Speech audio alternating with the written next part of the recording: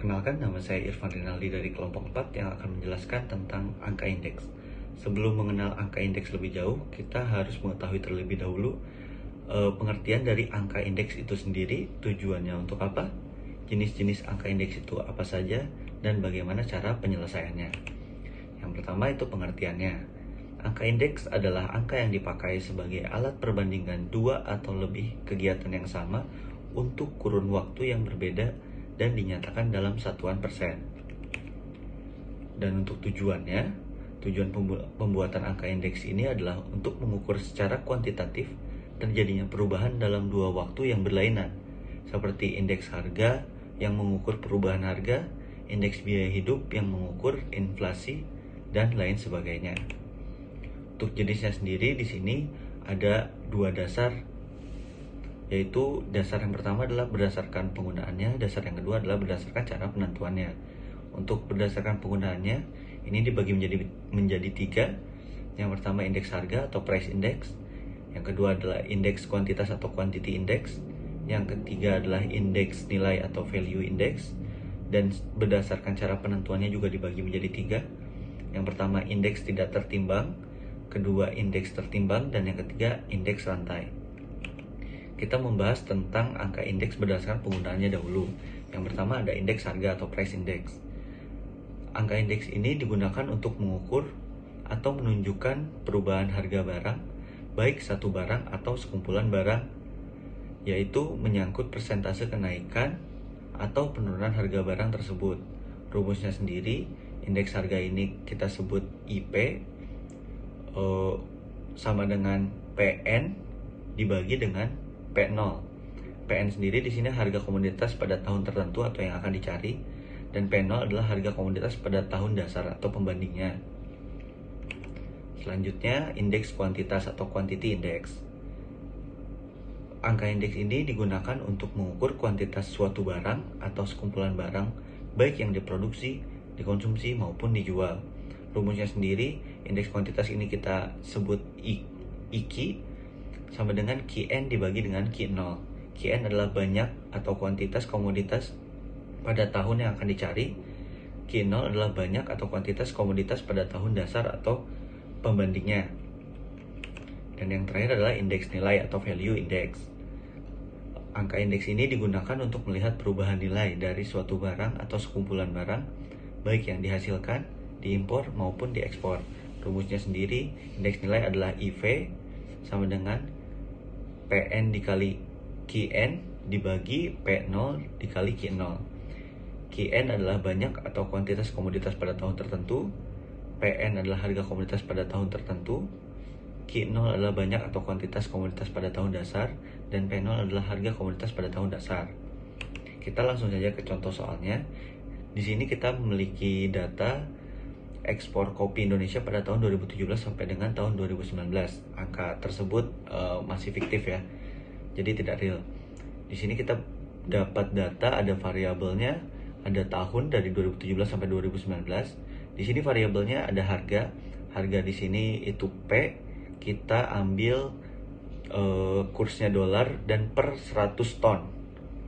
Untuk kuantitasnya di sini Q-nya itu per 100 ton juga.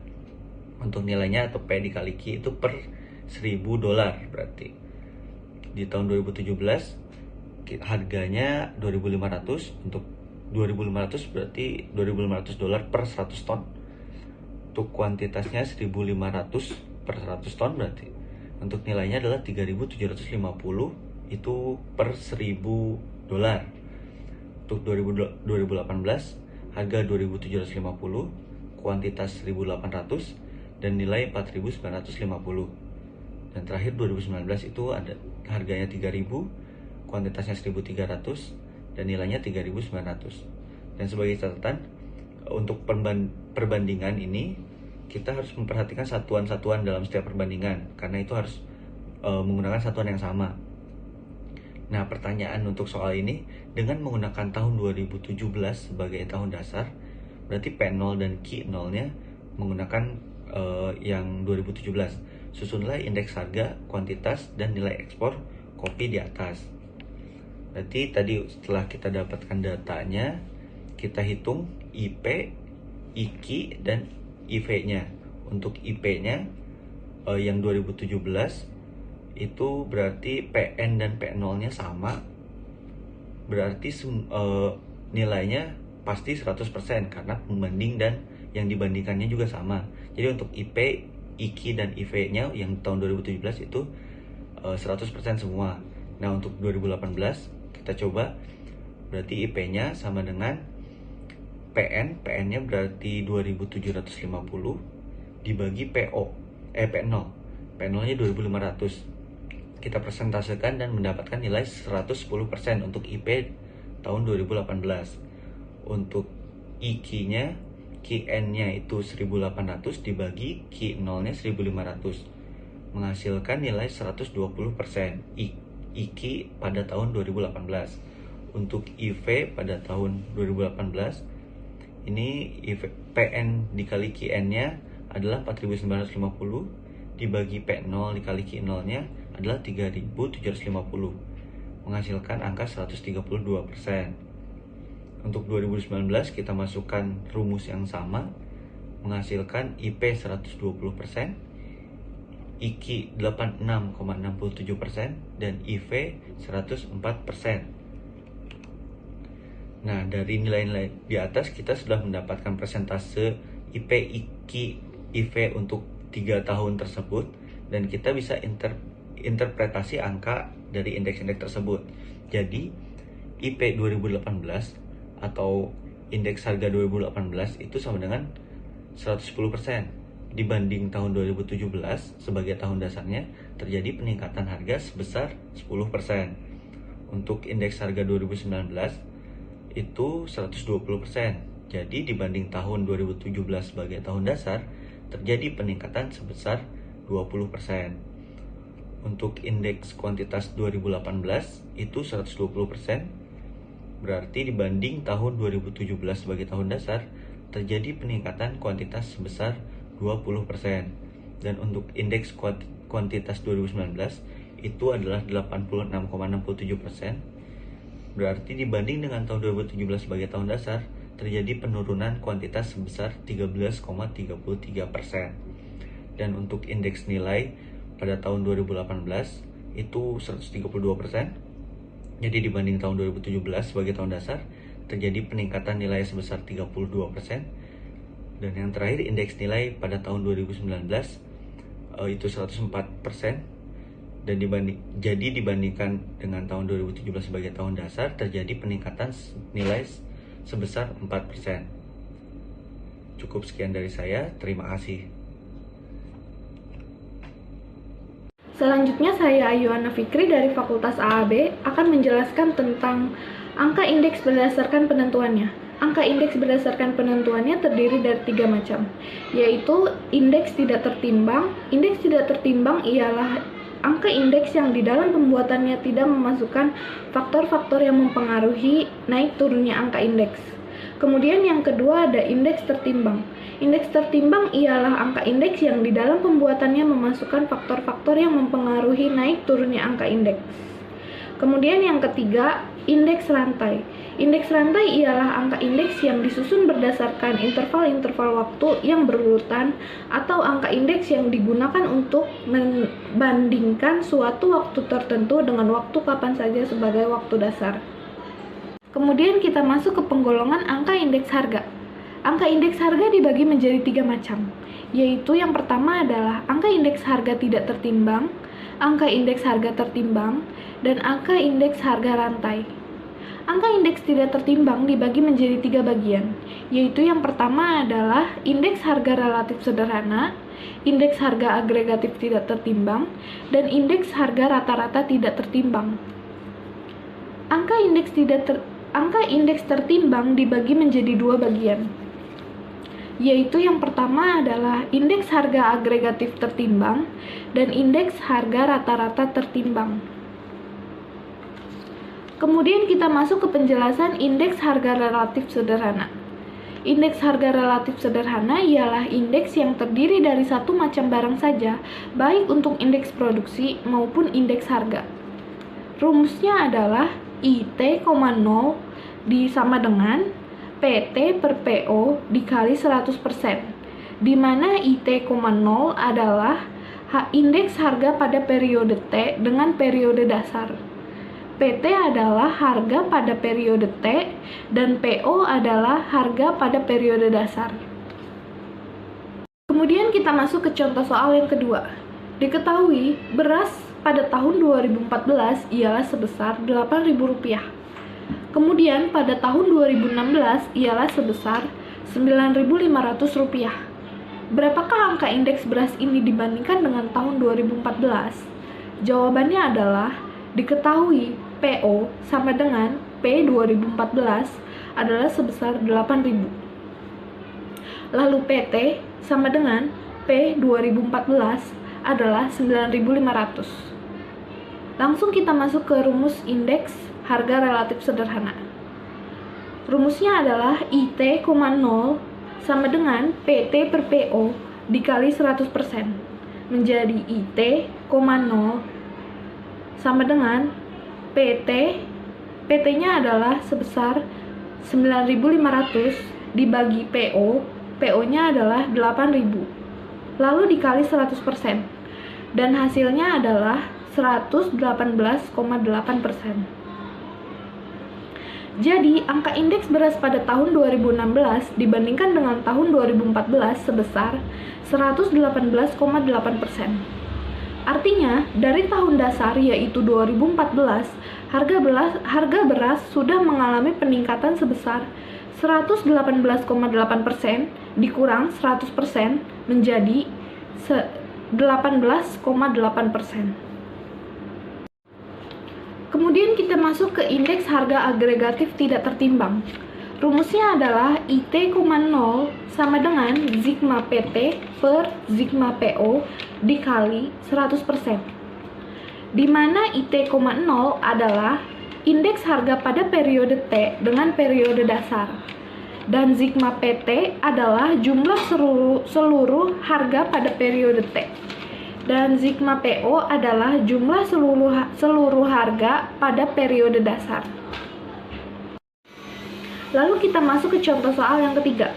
Diketahui pada 3 jenis barang A, B, dan C yang memiliki catatan perubahan harga dari tahun 2014 sampai tahun 2016. Seperti yang kita lihat pada gambar tabel tersebut, bila tahun 2014 diasumsikan sebagai tahun dasar, berapakah angka indeks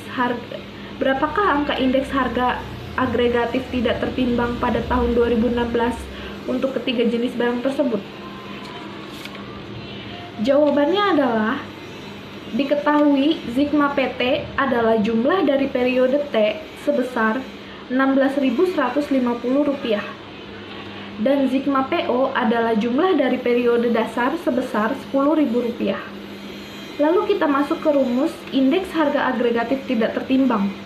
Rumusnya adalah IT,0 sama dengan sigma PT per sigma PO dikali 100%, menjadi IT,0 sama dengan 16.150 dibagi 10.000 lalu dikali 100%, dan hasilnya adalah 161,5%. Jadi, harga agregatif tidak tertimbang pada tahun 2016 untuk ketiga jenis barang tersebut adalah sebesar 161,5%.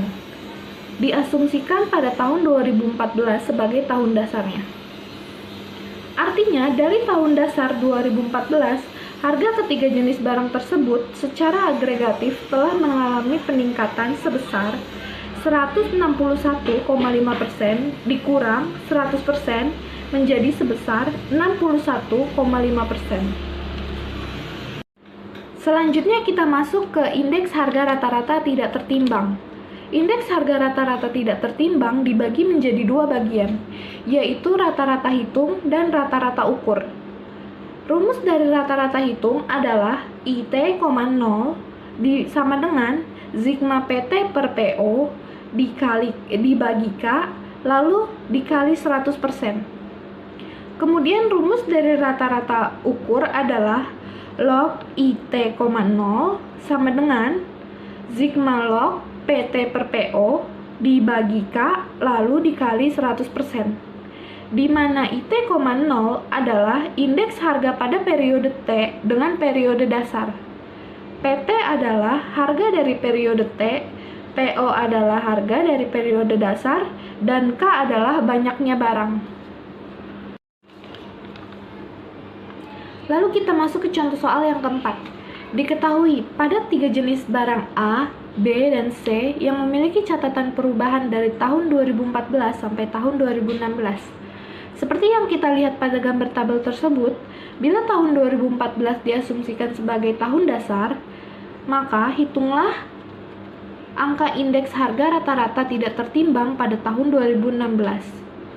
Yang pertama, bila rata-ratanya adalah rata-rata hitung. Dan yang kedua, bila rata-ratanya adalah rata-rata ukur. Penyelesaiannya adalah, bila rata-ratanya adalah rata-rata hitung, kita harus mencari terlebih dahulu PT per PO-nya. Jadi, kita harus membuat tabel tambahan untuk PT per PO, lalu kita jumlahkan. PT adalah periode pada tahun 2016, dan PO adalah periode pada tahun 2014. Untuk barang A, PT per PO-nya adalah 1,2, dan untuk barang B, PT per PO-nya adalah 1,5, dan untuk barang C, PT per PO-nya adalah 2. Lalu kita jumlahkan PT per PO-nya adalah sebesar 4,7. Kemudian kita masuk ke rumus rata-rata hitung. Rumusnya adalah IT, 0 sama dengan sigma PT per PO dibagi K lalu dikali 100%. Menjadi IT, 0 sama dengan 4,7 dibagi 3 lalu dikali 100%. Hasilnya adalah 156,7%. Jadi, angka indeks harga rata-rata relatif tidak tertimbang jika rata-ratanya adalah rata-rata hitung adalah sebesar 156,7%. Artinya, harga ketiga barang tersebut telah mengalami peningkatan sebesar 156,7% dikurang 100%, hasilnya menjadi 56,7%. Lalu kita cari rata-rata ukur. Hasil dari PT per PO kita ubah menjadi log seperti yang terlihat pada tabel tersebut. Barang A adalah 0,08, kemudian barang B adalah 0,18, dan barang C adalah 0,30. Maka kita jumlahkan menjadi 0,56. Lalu kita masuk ke rumus rata-rata ukur. Rumusnya adalah sama dengan sigma log PT per PO dibagi K dikali 100%. Menjadi IT, 0 sama dengan 0,56 dibagi 3 lalu dikali 100%. Hasilnya adalah 155%. Jadi, angka indeks rata-rata tidak tertimbang jika rata-ratanya adalah rata-rata ukur adalah sebesar 155%. Artinya, harga ketiga barang tersebut telah mengalami peningkatan sebesar 155% dikurang 100% menjadi 55%. Indeks harga agregatif tertimbang ialah modifikasi dari metode angka relatif, yaitu dengan menambahkan faktor penimbang di dalamnya. Dengan rumus IT, 0 sama dengan stigma PT dikali W per stigma PO dikali W dikali 100%, di mana IT, O sama dengan indeks dengan harga periode T, dengan T periode T dengan periode dasar O. PT sama dengan harga periode T, PO sama dengan harga periode dasar, W sama dengan nilai penimbang.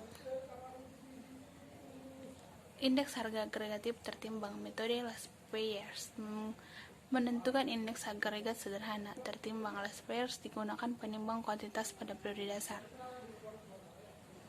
Metode pasti menentukan indeks agregat sederhana tertimbang.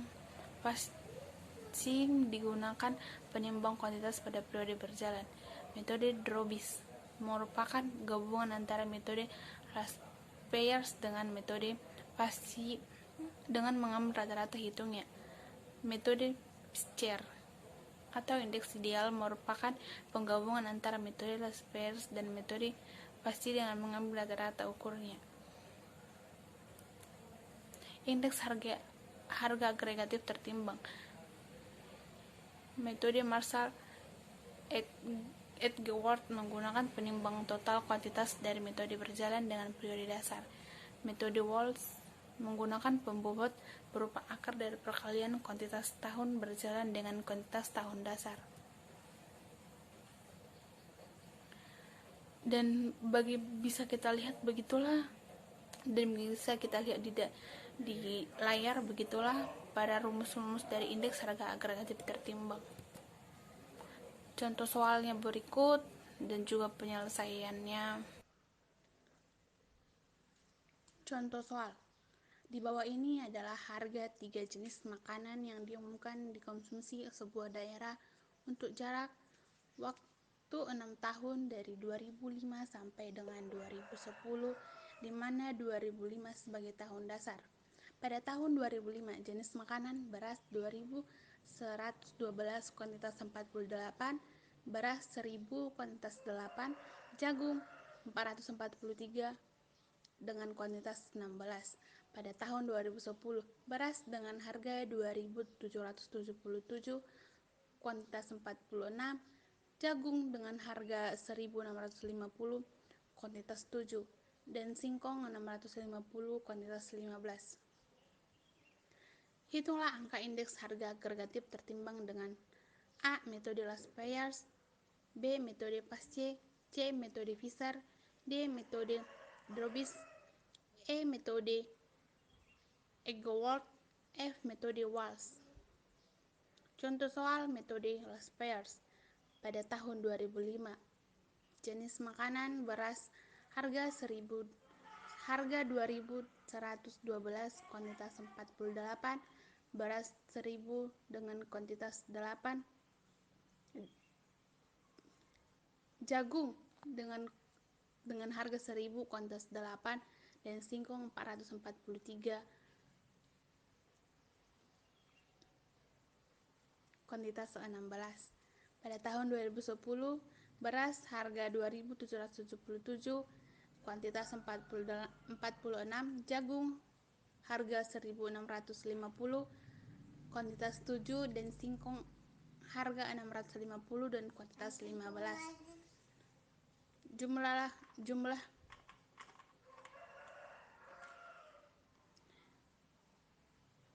Saya dari Fakultas Akademi Perbankan. Saya ingin menjelaskan tentang metode statistika, dan saya adalah dari kelompok 4. Saya ingin menjelaskan tentang rumus dan metode statistika. Contoh soal metode Drobis, yaitu contohnya itu jenis makanannya itu ada beras, harganya itu sama dengan PO, harganya 2112, kuantitasnya itu sama dengan QO, kuantitas beras itu 48, harganya itu PHT, sama dengan harga beras itu 2777, kuantitasnya itu sama dengan QT nya itu sama dengan 46. Kalau jagung itu harganya itu 1000, kuantitasnya 8, harganya 1650, kuantitasnya 7. Singkong harganya itu 443, kuantitasnya itu ada 16, harganya itu 650. Jadi rumusnya itu adalah IDT dikali 0 sama dengan ILT dikali 0 ditambah IPT dikali 0 sama dengan 134,7 ditambah 134,5 sama dengan 134,6%. Jadi angka indeks Drobis adalah 134,6%. Artinya, dibanding tahun 2005, harga ketiga makanan tersebut mengalami kenaikan sebesar 134,6 dikurang 100% sama dengan 34,6%. Itu untuk metode dropsic. Yang kedua ada metode Fischer, yaitu contohnya jenis makanannya itu ada beras, jagung, singkong. Untuk harganya itu 2.112, kuantitasnya 48, harganya itu 2.077, kuantitasnya 46. Yaitu ada jagung juga dengan harganya 1.000, kuantitasnya 8, harganya 1.650. Nah, untuk singkong yaitu ada harganya dengan 443, kuantitasnya 16, harganya 650. Jadi rumusnya itu adalah IFT dikali 0 sama dengan ILT dikali 0 dikali lagi IPT dikali 0 sama dengan 134,7 dikali 134,5. Jadi sama dengan 134,6. Jadi angka indeks harga metode Fischer itu adalah 134,6. Yang artinya dibanding tahun 2005, harga ketiga makanan tersebut mengalami kenaikan sebesar 134,6 dikurang 100% sama dengan 34,6%. Kemudian yang terakhir adalah metode MHG-Ward. Jenis makanannya itu ada beras, ada jagung dan singkong. Dengan harganya itu PO yaitu PO 2.112. Dengan kuantitasnya itu 48, QO dengan harganya itu 2.777. Dengan kuantitasnya itu 46. Kalau jagung ada harganya 1.000, kuantitasnya 8, harganya 1.650. Kuantitasnya itu 7. Dengan terakhir singkong ada 443 dengan kuantitas 16, harganya itu 050. Jadi semuanya dijumlahkan, beras itu semua kuantitasnya itu 94, jagung 15 dan singkong 31. Kita pakai rumus QO ditambah QT ditambah PT double kurung QO ditambah QR sama dengan yang totalnya beras itu ada 291,038. Dengan jagung ada dengan kuantitasnya semuanya 24.750. Dengan singkong ada 305,938. Jadi rumusnya itu adalah IAT dikali 0 sama dengan PT di buka kurung QO ditambah QR dikali 100% sama dengan 305,93 dikali 100% dibagi 8 sama dengan itu hasilnya 134,6%. Jadi angka indeks harga metode Edgeworth adalah 134,6%, yang artinya dibanding tahun 2005 harga ketiga makanan tersebut mengalami kenaikan sebesar 134,6% dikurang 100% yaitu adalah 34,6%.